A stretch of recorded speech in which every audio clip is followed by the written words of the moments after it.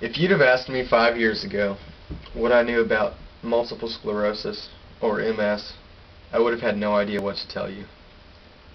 Now the truth is, MS is a fairly common disease.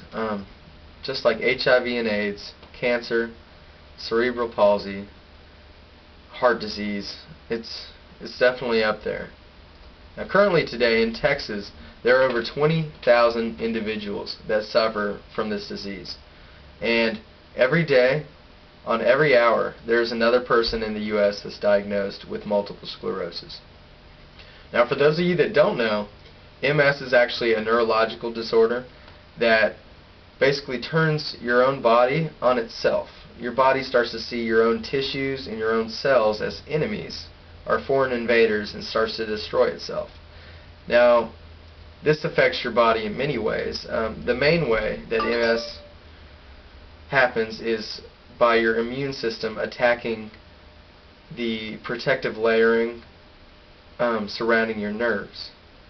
Now, this affects your body in many ways, in that the nerves are actually what connects your brain to your spinal cord and to the rest of your body and tells it what to do, how to do it, when to do it.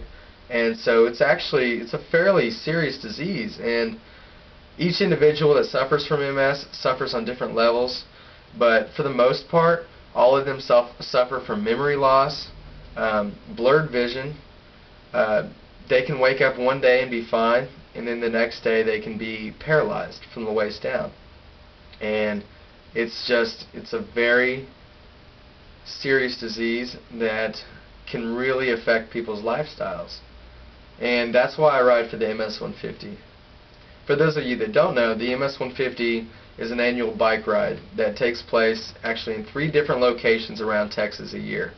The biggest one is the one in April that takes place actually next weekend, and it's a bike ride to raise money for finding a cure for MS.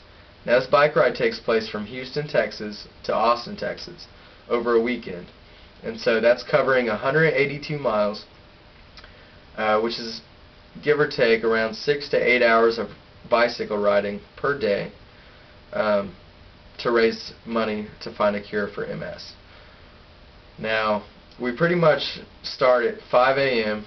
on Saturday morning, and then we ride 90 miles into, I guess, our stop point for the first day, which is LaGrange, Texas, and get there, and usually we're all so tired we just eat and then find a place on the ground, lay out our sleeping bag, and pass out until the next day. And then the next day we start up again at 6 a.m. and ride into Austin about 90 miles later, 8 hours later, after your body's sore, your butt's tired of sitting on that seat, sweat's dripping down your face, you've burned over 4,000 or 5,000 calories a day, and it's all for riding for MS. One of the most memorable things that I remember was I started riding for MS 3 years ago. This will be my 3rd year to do it, and the first year I did it, we were riding into a small town outside of Austin on the 2nd day, and as we're riding on this country road, it's just beautiful scenery. We see this truck on the side of the road, and we see this family holding up signs for us, and one of the signs said that MS lives in our home, and we thank you so much, and you are in our prayers for doing this for them. And just seeing that, and there were several more all throughout the trip. You would see people outside their houses cheering you on. You'd see people that had little stands up for water for the cyclists, just because they wanted to help us in any way possible, because they saw what we were doing and why we were doing it. And it's such an experience to be able to go out and know that you're making a difference in people's lives and fighting for it. And currently in the MS-150 there are several people that actually suffer from multiple sclerosis that still ride their bikes and ride for a cure, because there is no cure for multiple sclerosis. The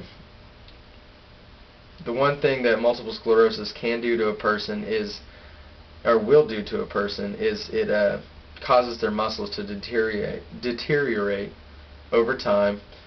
And one of the ways that they can slow this down is by keeping active and exercising.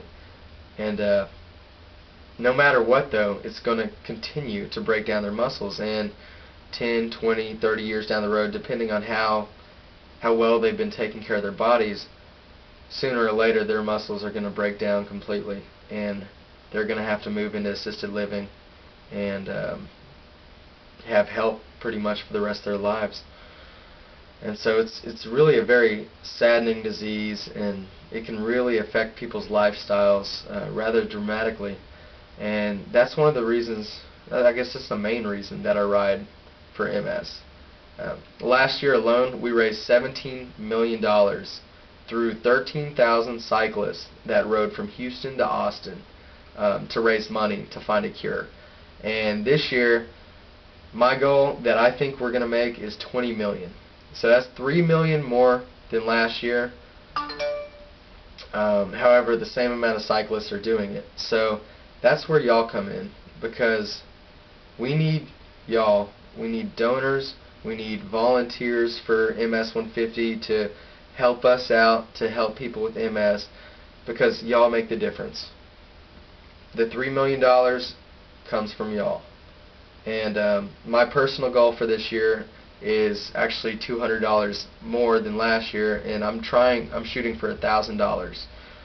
And so whether you choose to donate to me or donate to somebody else or write a letter to some family that has someone suffering from MS, or any way that you think you can help, if this message at all has touched you, that would just be an amazing thing to do for someone in need. And so you can find my information on the MS 150 website if you'd like to donate to them. It's ms150.org. My name is Blake Davis, and that's why I ride for MS.